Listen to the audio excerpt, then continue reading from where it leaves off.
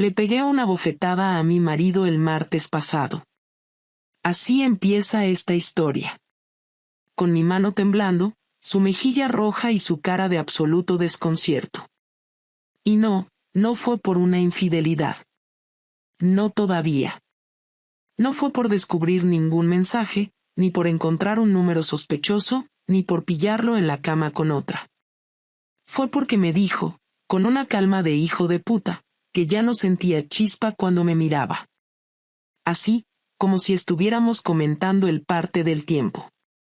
Como si no lleváramos 9 años casados, ni 10 compartiendo casa, amigos, planes, rutinas, cuentas, familia. Me lo soltó mientras ponía la mesa para cenar.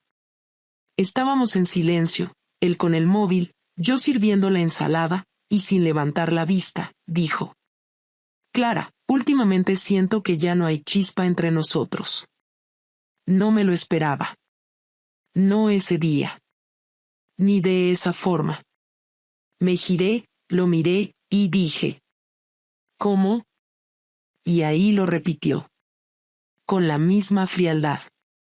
Como si estuviera informándome que se había quemado la tostadora o que Netflix subía de precio. Que ya no había chispa. Que me quería, sí, pero que el amor cambia.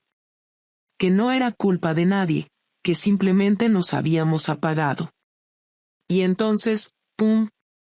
Le solté la hostia sin pensarlo.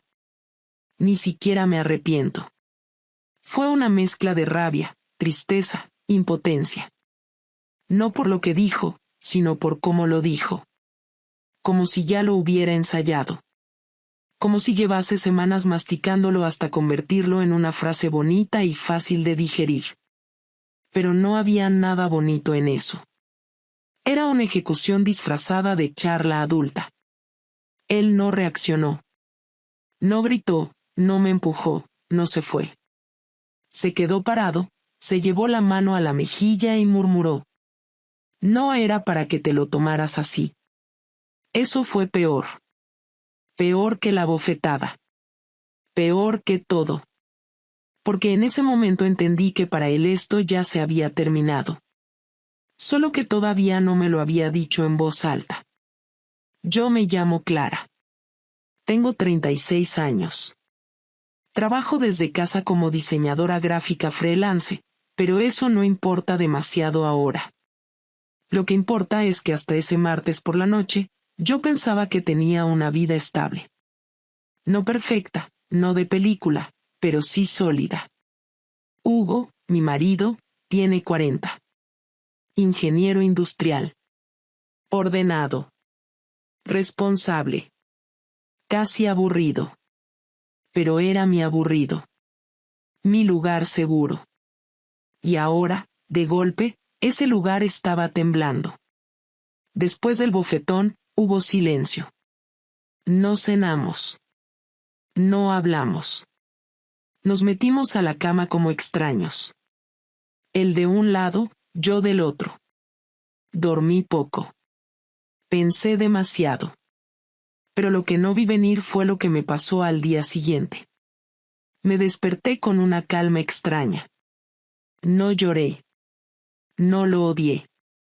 Ni siquiera sentí culpa por haberle pegado. Solo me sentí vacía.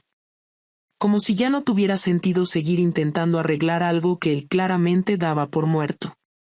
Y ahí, en esa nada, algo se encendió en mí. No fue ira. Fue hambre.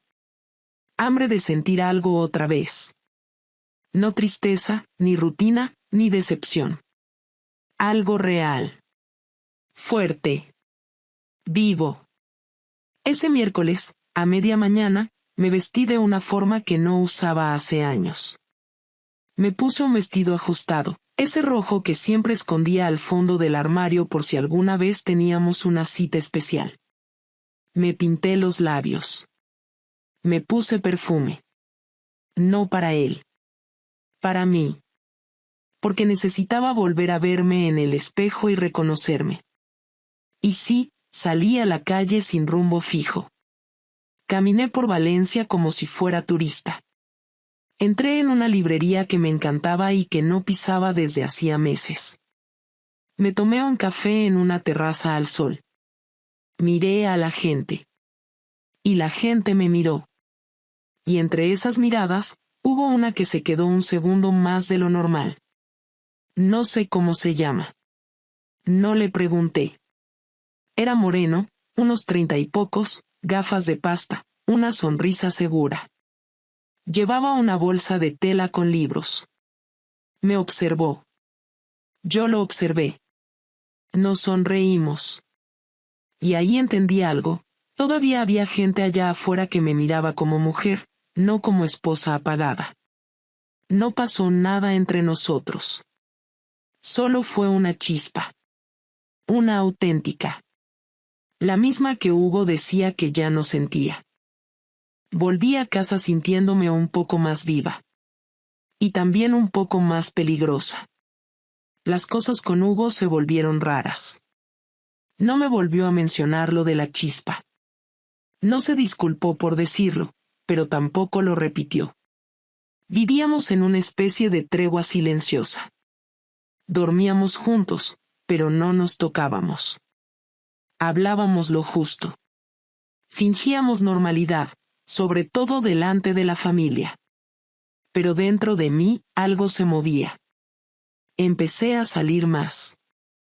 A quedar con amigas. A ir al gimnasio.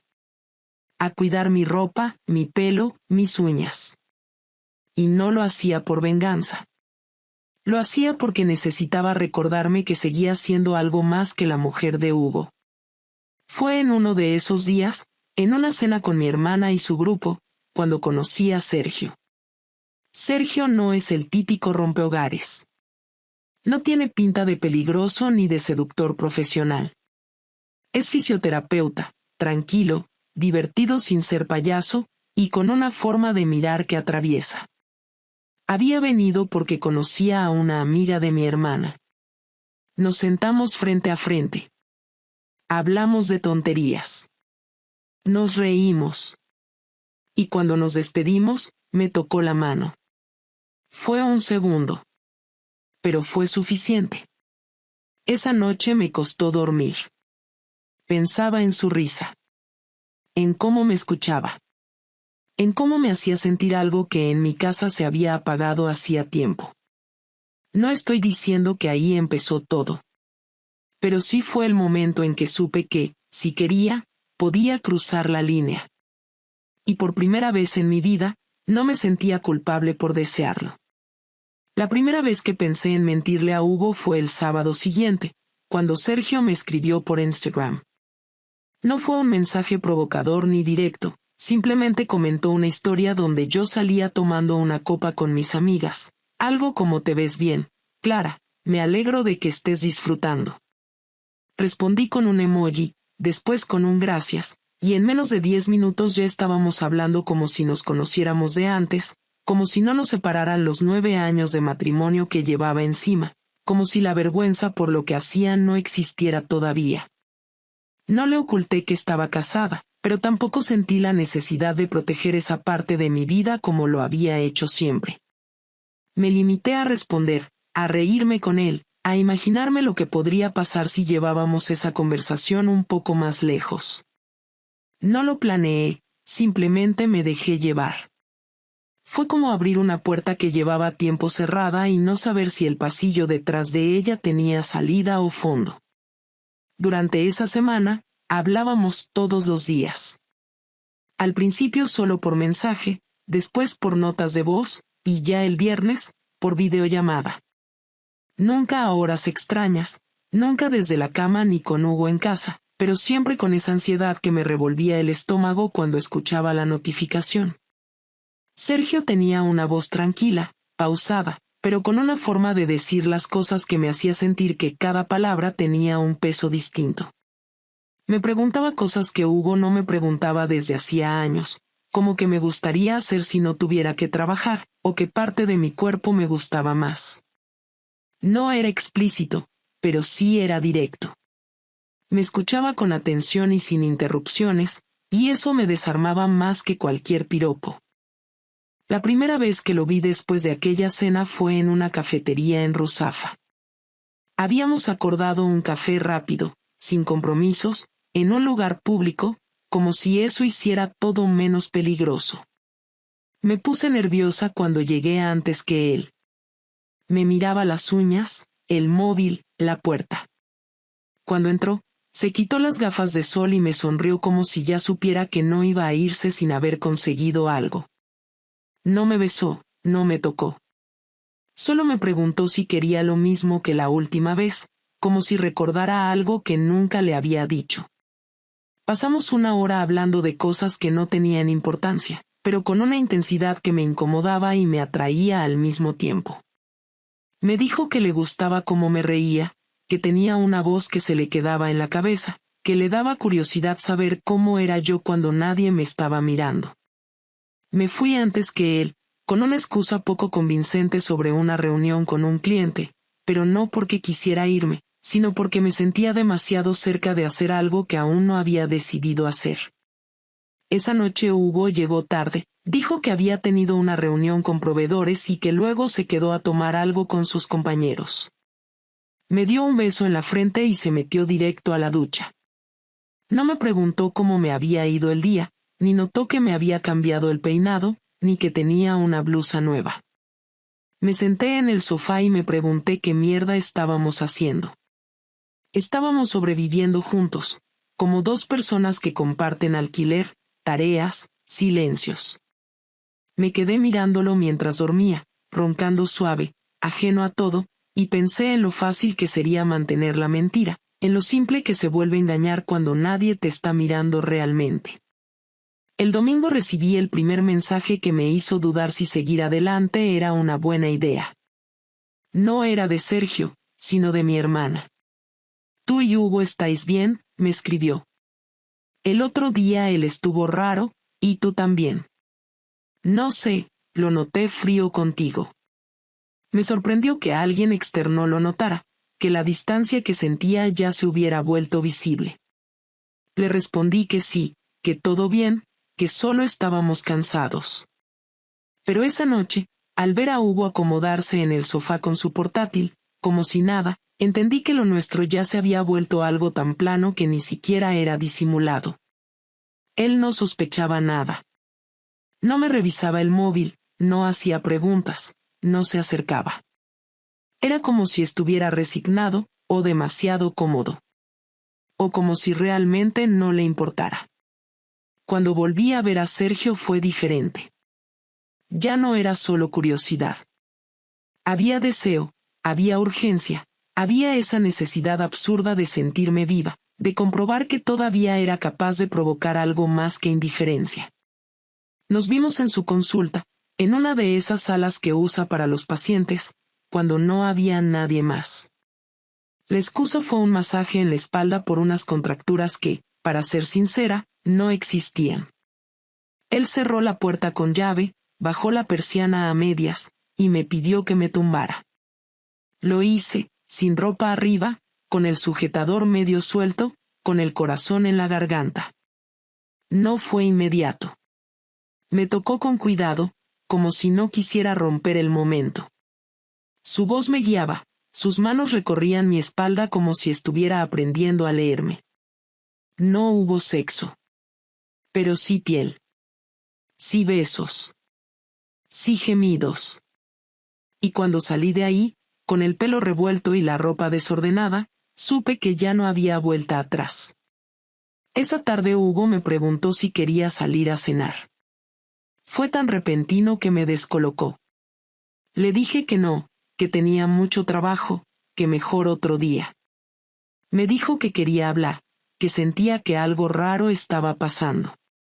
Clara, llevas unos días muy cambiada, estás siempre con el móvil, y no sé, siento que estás distante.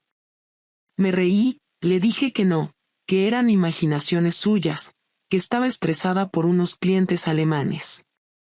Él no insistió. Solo me miró como si no terminara de creerme, pero tampoco tuviera ganas de seguir investigando. Le di un beso suave en la mejilla y me metí al baño a llorar. No era tristeza. Era culpa. Una culpa áspera, seca. Pero no por haberlo traicionado, sino por haberme convertido en alguien que aprendía a mentir sin temblar. Alguien que empezaba a encontrarle sentido a los mensajes ocultos, a las llamadas breves, a las escapadas calculadas. Empezaba a sentirme cómoda en esa doble vida. Y eso era lo que más me asustaba. Nunca pensé que la mentira sería más agotadora que la culpa. A partir de esa tarde en la consulta de Sergio, cada día se volvió una carrera para mantener dos versiones de mi vida funcionando sin que chocaran. Me levantaba temprano, preparaba el desayuno para Hugo como siempre, respondía correos de clientes, salía a hacer compras o a caminar, y entre una cosa y otra, buscaba excusas para hablar con Sergio. Al principio bastaba con intercambiar mensajes, pero la rutina empezó a parecerme un espacio reducido y empecé a buscar cualquier motivo para salir de casa. Le decía a Hugo que iba a una reunión con un cliente nuevo o que necesitaba reunirme con una amiga para un proyecto.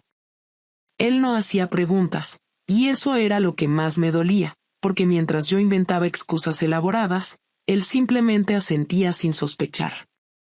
No sé si era confianza o indiferencia, y creo que eso fue lo que terminó de empujarme.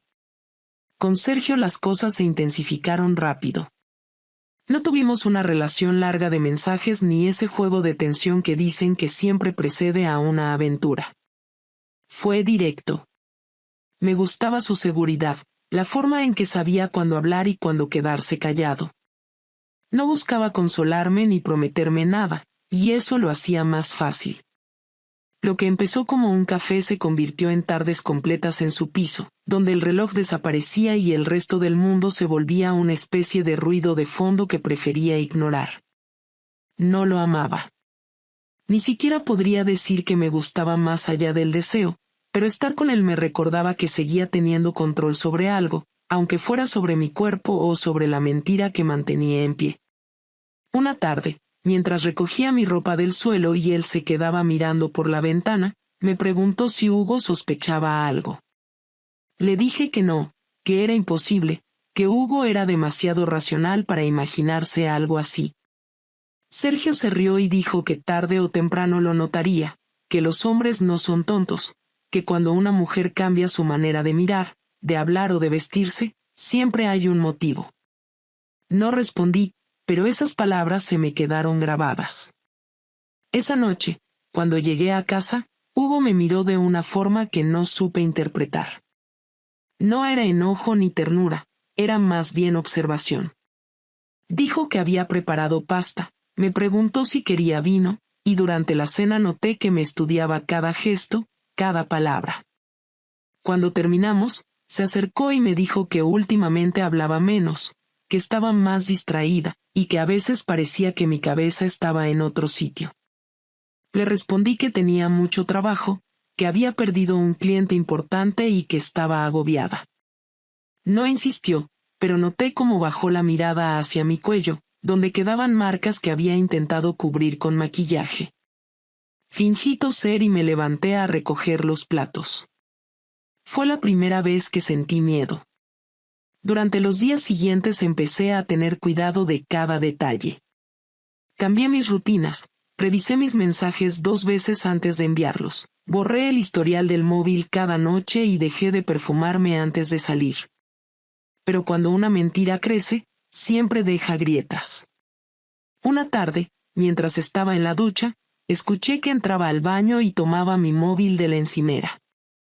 Me quedé quieta, contuve la respiración y esperé. Escuché cómo deslizaba el dedo por la pantalla y después cómo lo dejaba de nuevo. Cuando salí, fingió que no había pasado nada. Me preguntó si quería pedir algo para cenar y siguió con su rutina. No dijo una palabra del teléfono, pero su silencio tenía otro tono, más medido, más cuidadoso, como el de alguien que espera a que el otro tropiece solo. Sergio empezó a notarlo también. Me decía que estaba distraída, que ya no disfrutaba igual, que parecía tener miedo de algo. Intenté negarlo, pero era verdad.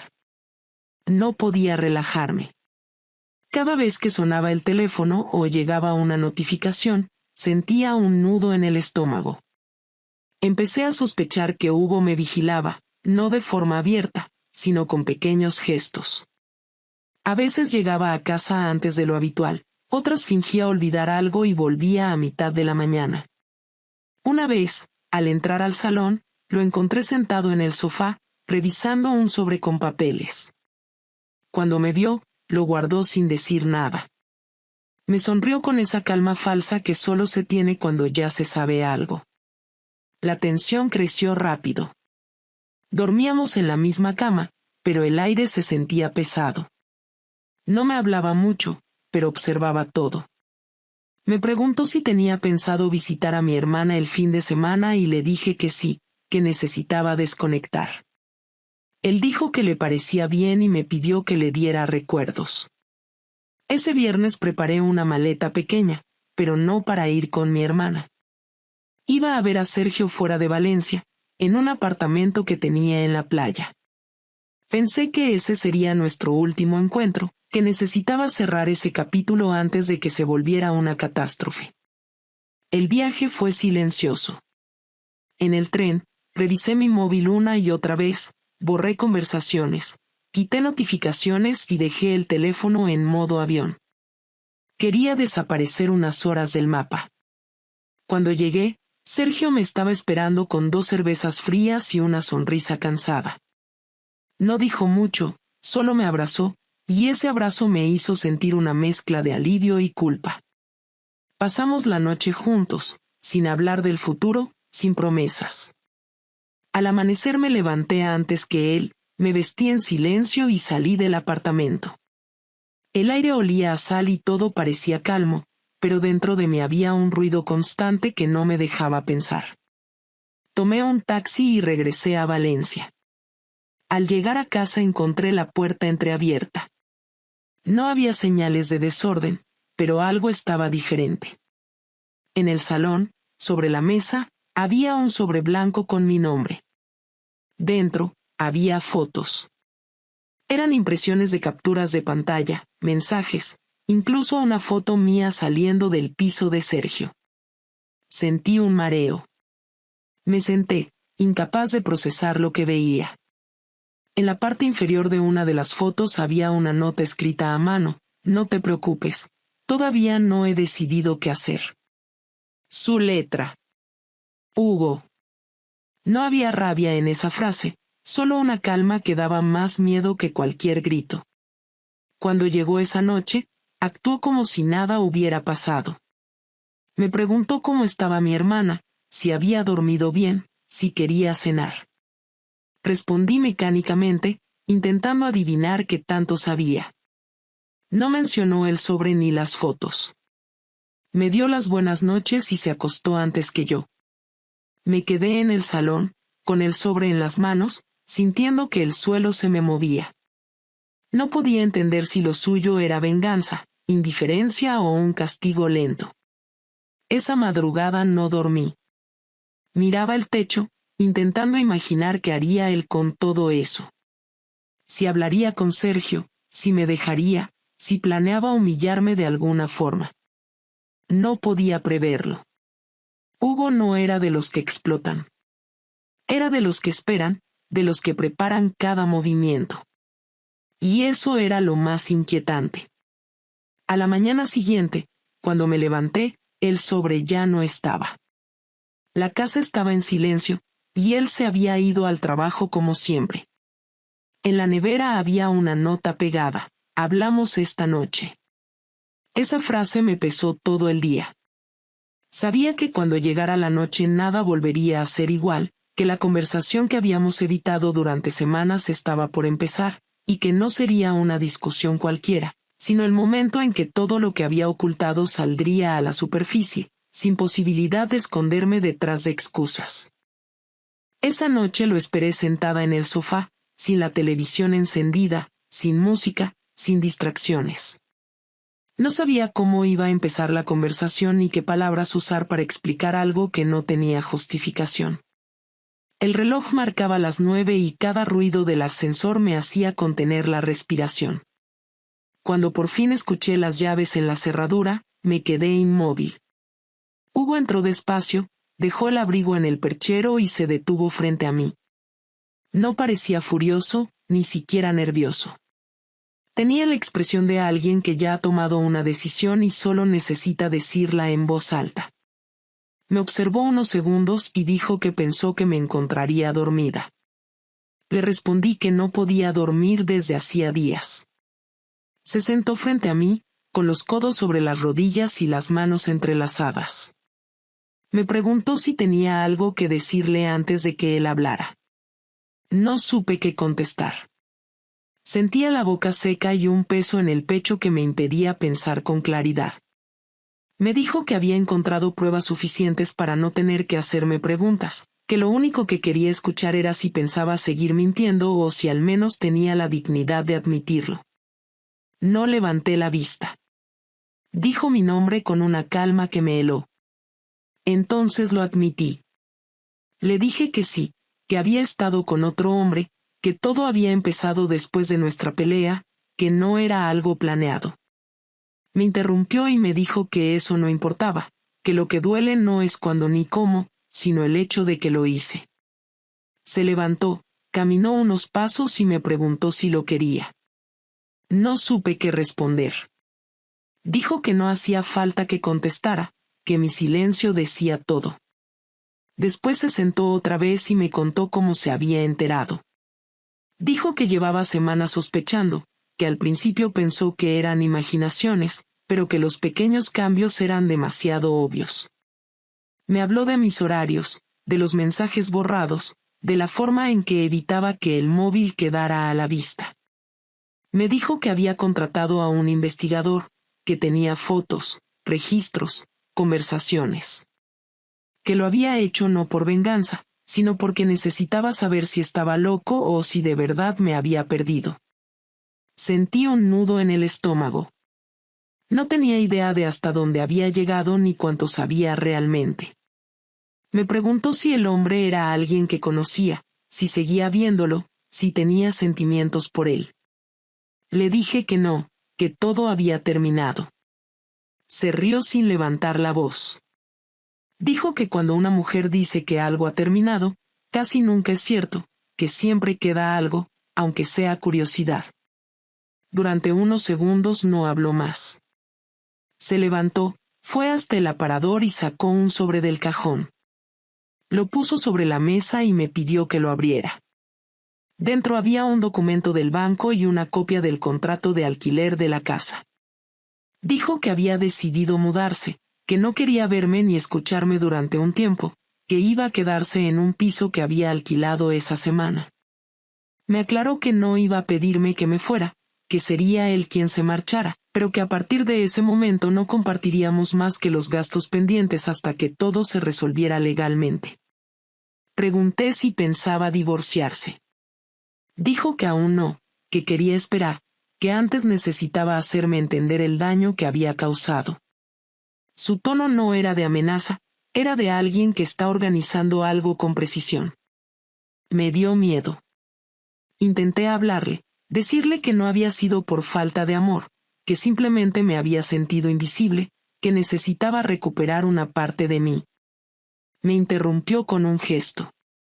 Dijo que esas frases las había escuchado 1000 veces en historias ajenas, que no había nada original en lo que decía, que todo adulterio se justifica con la necesidad de sentirse vivo o de buscar lo que el otro no da, pero que en el fondo es siempre lo mismo, una elección consciente de lastimar. Le pedí perdón, aunque sabía que sonaba vacío. Dijo que no lo hiciera, que el perdón no cambiaba lo que ya había pasado. Pasaron unos minutos sin que ninguno hablara. Escuché el ruido del tráfico desde la ventana y sentí la garganta cerrada. Me preguntó si seguía viendo al otro hombre y le dije que no.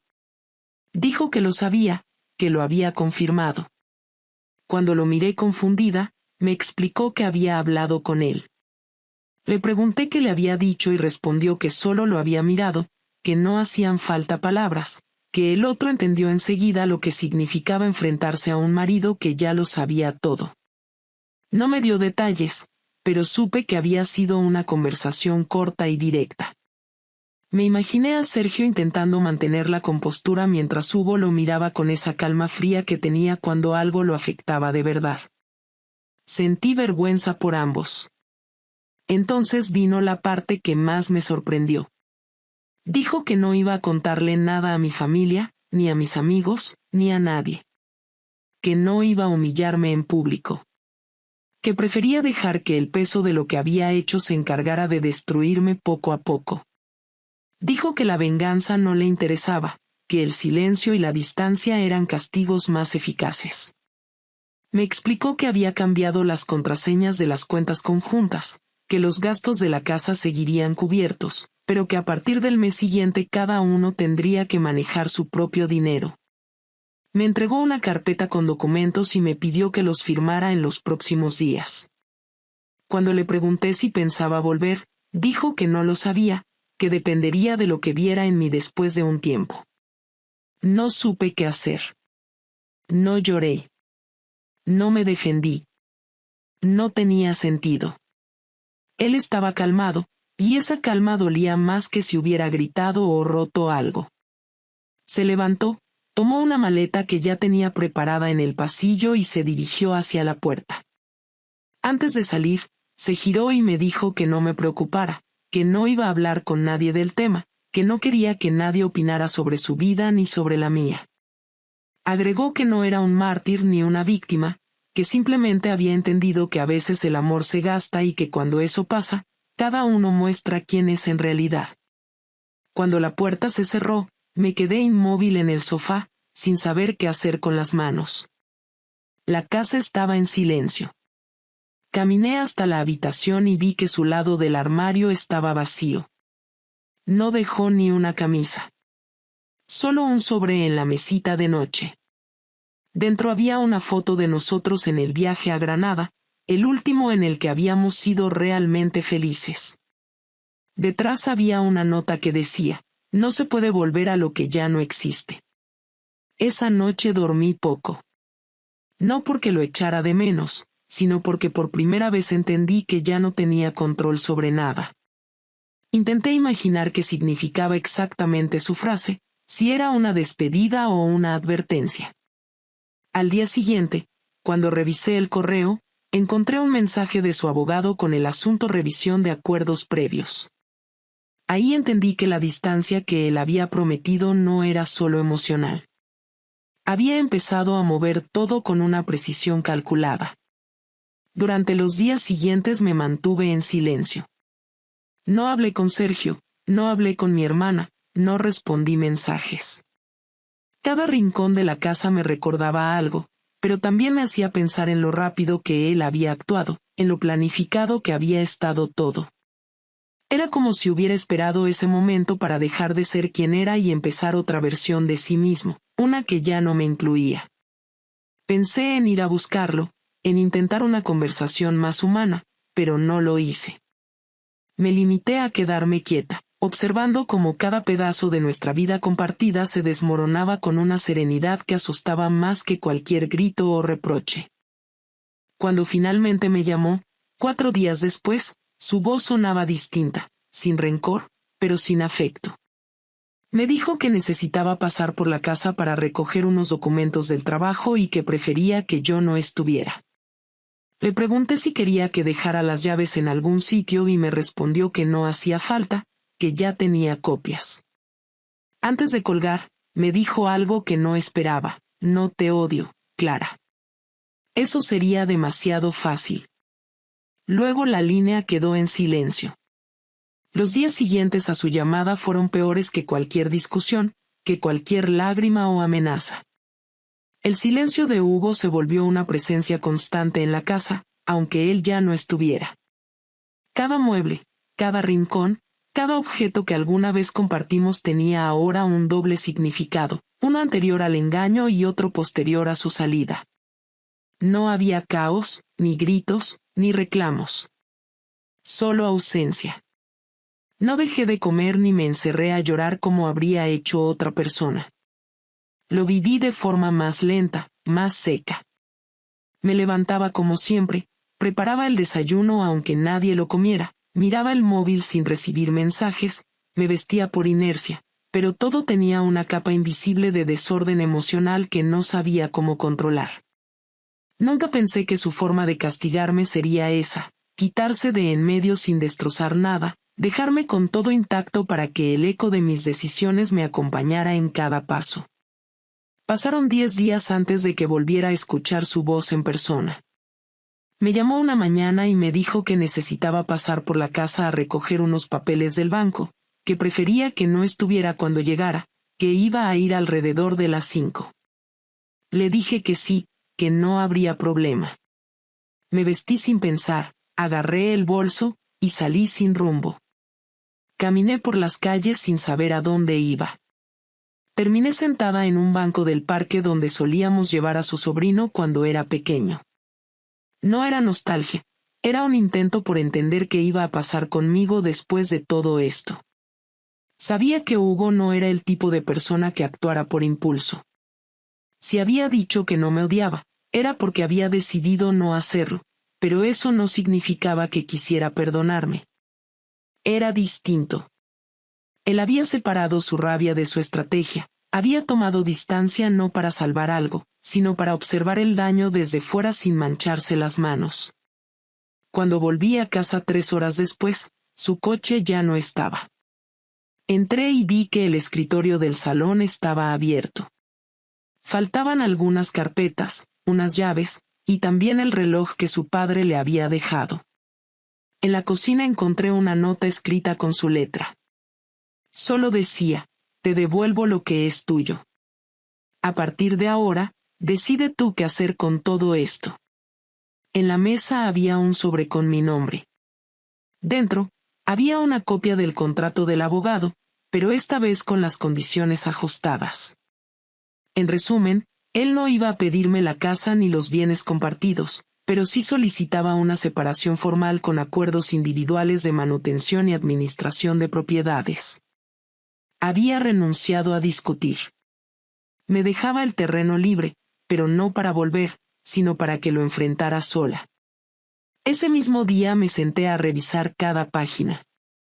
No entendía todos los términos legales, pero lo suficiente para notar que él había sido generoso. No estaba buscando destruirme económicamente, ni arruinar mi reputación. Solo quería desaparecer de mi vida sin necesidad de hacer ruido. Llamé a su abogado y pedí una cita para la semana siguiente. No para discutir condiciones, sino para firmar. No tenía sentido seguir extendiendo esto. Lo único que me quedaba era cerrar bien una puerta que yo misma había abierto a patadas. Esa noche dormí mal. No por arrepentimiento, sino por el vacío. Ya no me dolía haberlo perdido, me dolía no haber sido consciente de lo que estaba perdiendo mientras ocurría. Durante años me acostumbré a su presencia, a su forma de estar siempre disponible, siempre ordenado, siempre seguro. Cuando dejó de estar, no quedó caos, quedó espacio. Y eso fue peor. Pasaron 2 días sin contacto hasta que me escribió. Me pidió si podíamos hablar cara a cara, en un lugar neutral. Le dije que sí. Quedamos en un café cerca de la estación de tren, uno de esos sitios impersonales donde nadie te presta atención. Él llegó puntual, vestido con una camisa que no le había visto antes. Se sentó frente a mí y no pidió nada. Yo tampoco. Me preguntó cómo me sentía. Le respondí que no sabía. Me dijo que le parecía justo. Después guardó silencio unos segundos y me preguntó si había tomado alguna decisión. Le dije que sí, que iba a firmar, que entendía todo, que no iba a poner problemas. Me agradeció la claridad. Entonces vino la parte que no esperaba. Me dijo que no quería irse con odio. Que no quería arrastrar este fracaso durante años, ni permitir que el resentimiento se convirtiera en su nueva forma de existir. Me confesó que había estado yendo a terapia desde hace una semana, que necesitaba entender por qué le había afectado tanto algo que muchos hombres viven y superan sin complicaciones. Me aclaró que no lo hacía para volver conmigo, sino para asegurarse de no repetir patrones, de no convertirse en alguien cínico o desconfiado.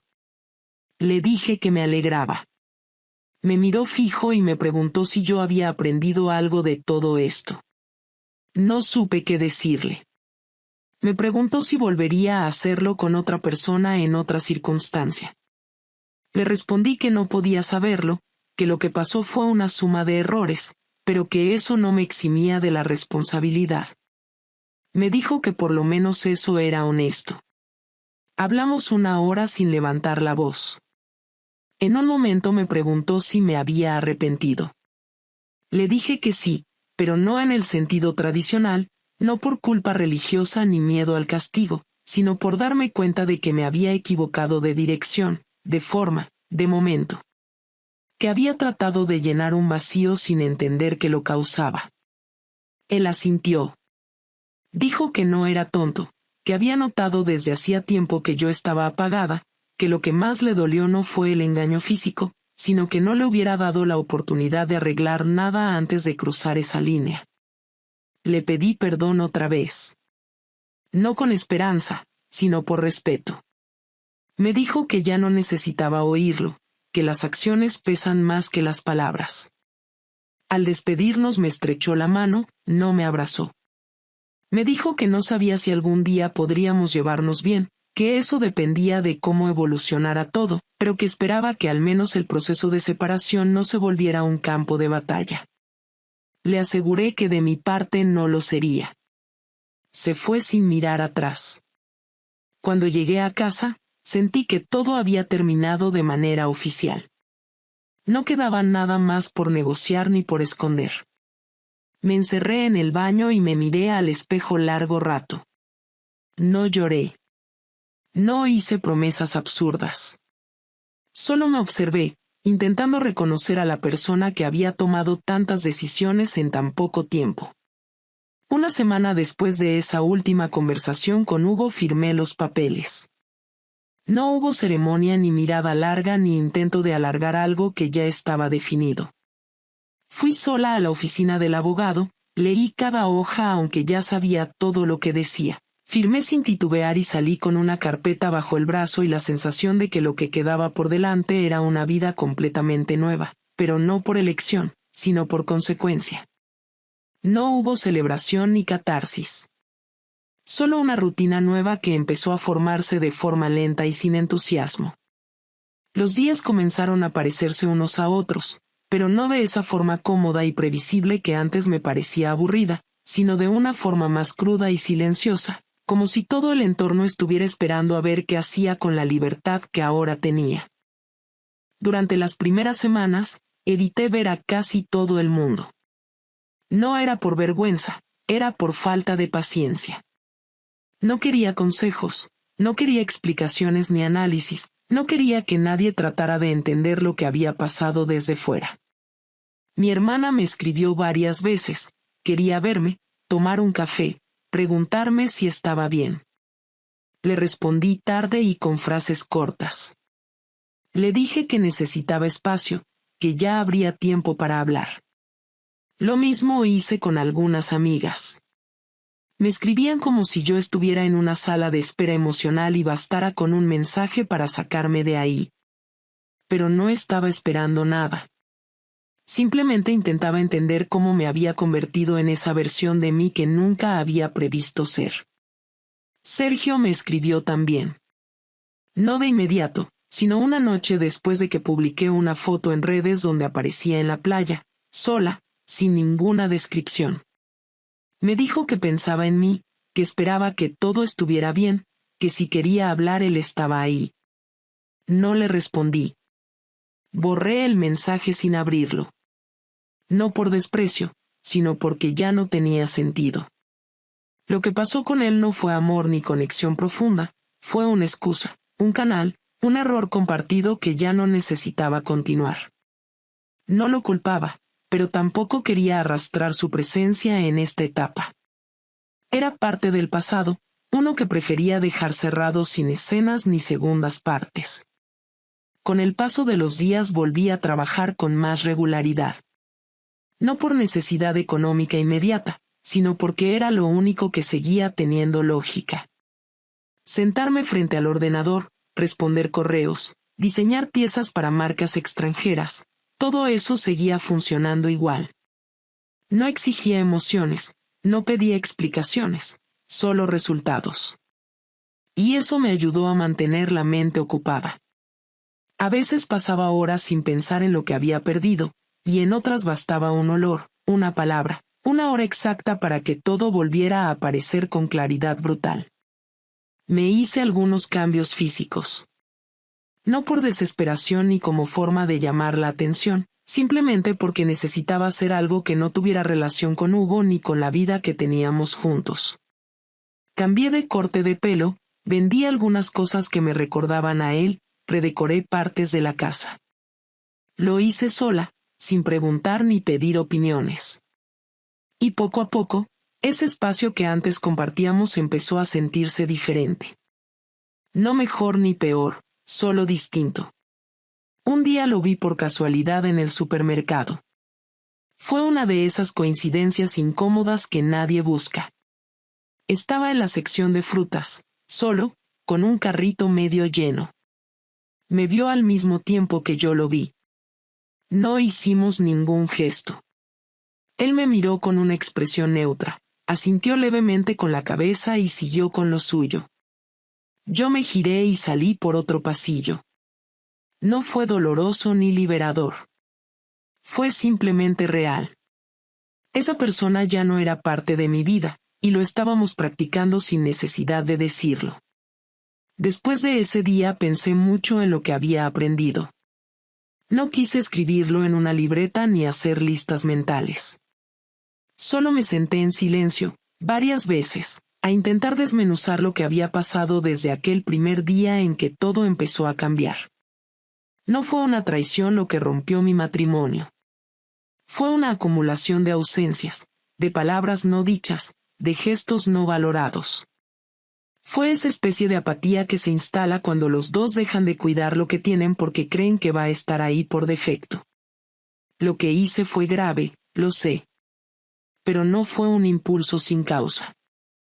Fue una respuesta mal canalizada a una desconexión que llevaba demasiado tiempo creciendo sin que nadie quisiera mirarla de frente. No me considero una víctima de las circunstancias, ni quiero justificar mis decisiones con argumentos emocionales. Fui responsable de cada paso que di, incluso los que no supe controlar del todo. Y aunque me cueste admitirlo, parte de mí sabía que esto iba a acabar mal. No por intuición trágica, sino porque cuando una relación empieza a construirse sobre silencios y rutina, cualquier chispa externa tiene más poder del que debería. Hoy sigo sola. No estoy buscando pareja, no estoy interesada en repetir una historia parecida ni en probar suerte con alguien nuevo. No porque haya perdido la fe en las relaciones, sino porque todavía estoy intentando entender qué tipo de persona quiero ser ahora que no tengo que responder ante nadie. Mis días son tranquilos, pero no vacíos. He recuperado el control de muchas cosas, aunque no todas me den satisfacción. Duermo bien, cocino para mí, leo más, salgo menos. No me siento plena, pero sí más consciente. A veces pienso en Hugo. No en tono romántico ni con nostalgia. Solo me pregunto si está bien, si logró reorganizar su vida de forma menos dolorosa que yo. Espero que sí.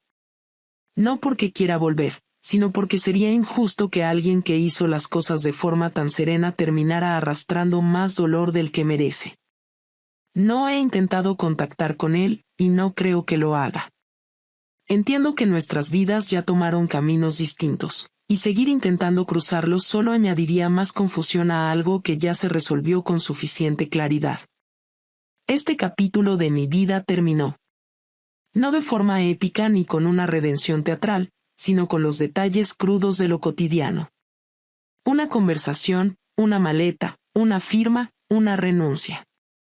No necesito escribir un final optimista ni dejar una lección para nadie. Solo contar lo que fue. Sin adornos, sin disculpas vacías. Y eso es todo. Si alguien más se encuentra en una situación parecida, no tengo consejos ni recetas.